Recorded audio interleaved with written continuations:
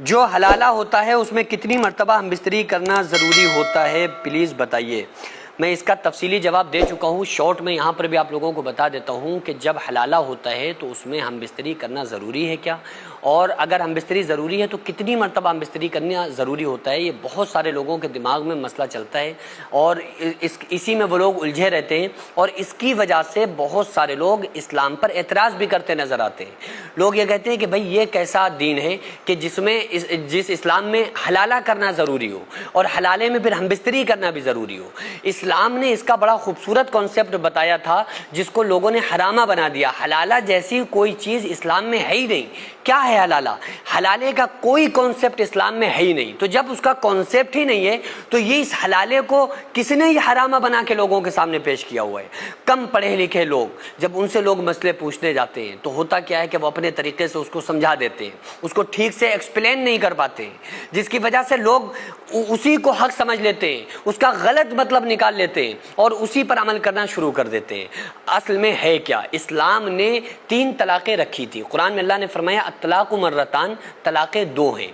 فَإِن طلقا، اگر کوئی تیسری بھی طلاق دے دے تو اس کی بیوی اس کے نکاح سے نکل جائے گی۔ یہ طلاق کا کانسیپٹ کیوں ہے؟ پہلے یہ سمجھنا پڑے گا، پھر آپ کو حلالہ سمجھ میں آئے گا کہ حلالہ ہے بھی یا نہیں ہے۔ طلاق اسلام میں کیوں ہے؟ اسلام میں طلاق ہونے کی ایک بہت بڑی وجہ ہے، ایک بہت بڑا ریزن ہے۔ سب سے بڑا ریزن یہ ہے، آپ ایک لمحے کے لیے تصور کیجئے کہ اگر اسلام میں طلاق نہ ہوتی تو کیا ہوتا؟ پھر کیا ہوتا؟ اگر میاں بیوی میں پٹری نہیں کھا رہی ہے کسی وجہ سے، اگر یہ ہو گیا کہ ایک دوسرے کو میں کسی بھی وجہ سے ایک آخری آپشن، آخری درجہ ایسا آ گیا کہ بن ہی نہیں رہی ہے، تو اب کیا کریں گے؟ تو اسلام نے کہا ہے کہ ایک دوسرے کو قتل نہ کرو، قتل نہ کرو، ایک دوسرے سے الگ ہونے کے لیے مارو مت، کیونکہ آپ کسی کی جان نہیں لے سکتے۔ تو اسلام نے کہا تھا کہ آخری درجہ یہ تھا کہ تم اسے طلاق دے دو، اس سے علیحدہ ہو جاؤ، اس سے الگ ہو جاؤ، لیکن اسے مارنے کی ضرورت نہیں ہے، مارنے کی اجازت اسلام نہیں دیتا ہے۔ تو اس کا طریقہ اسلام نے بتایا تھا کہ 3 مہینوں میں 3 طلاقیں دی جائیں، 1 طلاق دی جائے، اس کے بعد انتظار کرو 1 مہینے کا کہ شاید آپس میں کمپرومائز ہو جائے، اور اکثر ایسا ہوتا ہے کہ صبح لڑائی ہوئی میاں بیوی میں، شام میں کمپرومائز ہو گیا۔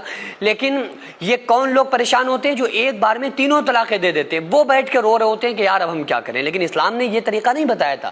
اسلام نے طریقہ کہا تھا کہ دیکھو 1 طلاق دو، 1 مہینہ ویٹ کرو، انتظار کرو، اگر پھر بھی پٹری نہ کھائے، پھر بھی وہی چیزیں بنی رہیں تو پھر دوسری طلاق دوسرے مہینے میں دے دو، پھر بھی چیزیں ختم نہیں ہو رہی ہیں، اب ایک دوسرے کو قتل نہ کرو، یہ نہ ہو کہ کہیں ایک دوسرے کو قتل نہ کر دینا۔ اس لیے اسلام نے کہا تھا پھر تیسرے مہینے میں دونوں لوگ رضامندی کے ساتھ پھر تیسری طلاق دے دو۔ تو اس سے کیا ہوگا کہ شوہر اپنی زندگی جی لے، بیوی اپنی زندگی جی لے، ایک دوسرے سے علیحدہ ہو سکتے ہو۔ یہ اسلام نے کہا تھا۔ اس کو کیا کیا کہ ایک وقت میں 3 طلاقیں دے دیں۔ جب آپ نے یہیں پہ مسئلہ خراب کر دیا کہ اسلام نے طریقہ دیا تھا 3 مہینوں میں 3 طلاقوں کا، آپ نے ایک وقت میں دے دی 3 طلاقیں، تو آپ نے اسلام کے اگینسٹ کام تو کر دیا۔ تو اب انسان بیٹھا رو رہا ہے کہ یار اب ہم کیا کریں، اب تو ہم نے بیوی کو طلاق دے دی۔ اگر آپ اسلام کے طریقے پر عمل کرتے نا، 3 مہینوں میں سوچ سمجھ کر دیتے تو یا تو دیتے ہی نہیں، دیتے تو پھر روتے نہیں۔ تو دوسرا کام کیا ہے کہ اسلام نے کہا تھا کہ بھائی اب وہ اپنی زندگی گزارے، تم اپنی زندگی گزارو۔ اسلام نے کہا تھا اب وہ دوسرے مرد سے شادی کر لے۔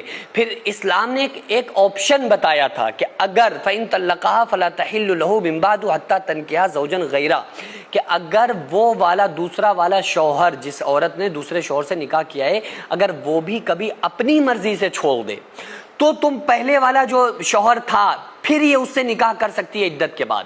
یہ اسلام نے کہا تھا۔ تو اس کو لوگوں نے گنجائش بنا لیا کہ بھائی دوسرے، اب تو شرطیہ نکاح ہو رہے ہیں، شرطیہ نکاح کرنا حرام ہے کہ آپ نکاح کر لو اگلے دن چھوڑ دینا، یہ اسلام میں جائز طریقہ نہیں ہے۔ وہ تو یہ تھا کہ اس نے تو چھوڑ دیا، اس کمبخت کے پاس اب جانے کی ضرورت کیا ہے، اب تو تم دوسرے شوہر کے پاس رہو۔ اگر وہ بھی کبھی چھوڑ دے تو یہ پہلے شوہر سے نکاح کر سکتی ہے۔ اس گنجائش کو لوگوں نے حلالے کا نام دے دیا اور حلالہ حلالہ کر کے اس کو حرامہ بنا دیا۔ اب اگر اسلام یہ کہہ دیتا نا کہ تم اگر شوہر بیوی کو طلاق دے دے تو اس کے بعد ڈائریکٹ دوبارہ سے نکاح کر لے، تو بھی طلاقیں بہت زیادہ ہوتی، کیونکہ شوہر نے بیوی کو طلاق دے دی، غصہ ہو گیا، طلاق دی, شام کو پھر گیا, نکاح کر کے پھر گھر میں لے کے آ گیا, تو عورتوں کی رسپیکٹ تو ختم ہو جاتی.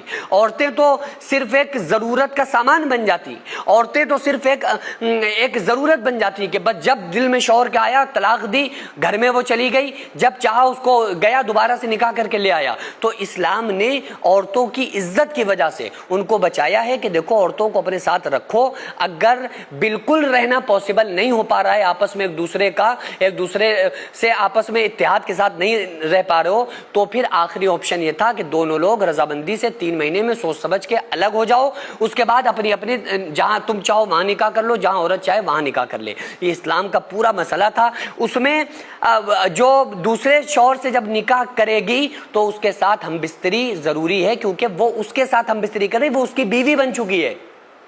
اور اگر یہ ہوتا کہ نہیں آپ دوسرے مرد سے صرف نکاح کرائے تو بھی طلاقیں زیادہ ہوتی. اسلام نے کہا تھا, یہ تھوڑی کہا تھا کہ تم دوسرے سے نکاح کرا کے اس کو اس کے بعد سلا کے پھر تم اپنے پاس لے آنا. یہ اسلام نے نہیں کہا تھا. اسلام نے کہا تھا کہ وہ جو ہے اس کا نکاح ہو گیا, دوسری جگہ وہ رہے, اور وہ جس طرح سے شوہر بیوی کے ساتھ رہتا ہے, ہم بستر ہوتا ہے, اس طرح سے وہ کرے.